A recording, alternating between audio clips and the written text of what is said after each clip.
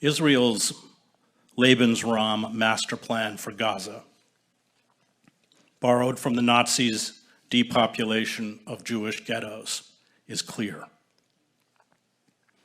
Destroy infrastructure, medical facilities and sanitation, including access to clean water, block shipments of food and fuel, impose telecommunications blackouts, unleash indiscriminate industrial violence to kill and wound hundreds a day.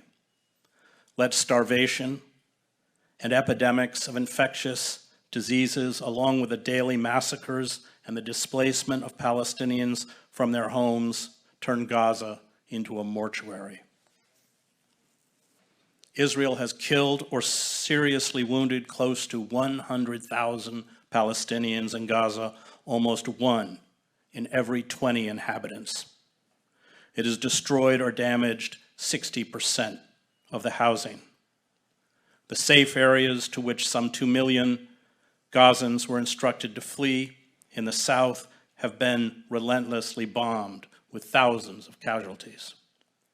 Palestinians in Gaza now make up 80% of all the people facing famine or catastrophic hunger worldwide, according to the UN. Every person in Gaza is hungry. A quarter of the population are starving and struggling to find food and drinkable water. Famine is imminent. The 335,000 children under the age of 5 are at high risk of malnutrition. The some 50,000 pregnant women lack health care and adequate nutrition. Infants are dying in droves. Israeli political and military officials, as the South African jurists documented at the International Court of Justice, make no secret of their genocidal intent, nor of their vision of what comes next. In September, before the incursion into Israel by Hamas and other resistance fighters, Israeli Prime Minister Benjamin Netanyahu displayed a map of what he called the new Middle East at a UN General Assembly meeting. Gaza, the West Bank, and East Jerusalem had all been incorporated into a greater Israel. Palestine had ceased to exist. The Palestinians are being forced to choose between death from bombs, disease, exposure, or starvation, or being driven from their homeland. There will soon reach a point where death will be so ubiquitous that deportation for those who want to live will be the only option. Israel is lobbying countries in Latin America and Africa to accept Palestinian refugees.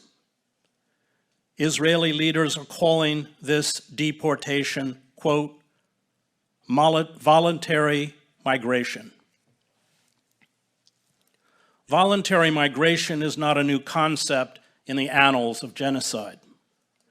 In the Warsaw Ghetto, the Nazis handed out 3 kilograms of bread and 1 kilogram of marmalade to anyone who voluntarily registered for deportation. There were times when hundreds of people had to wait in line for several hours to be deported.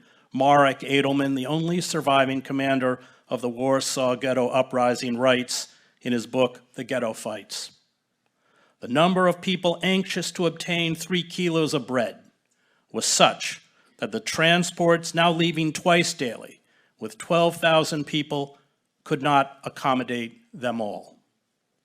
And Edelman, by the way, repeatedly condemned the Zionist state of Israel, calling it unviable, and supported Palestinian resistance, including armed resistance.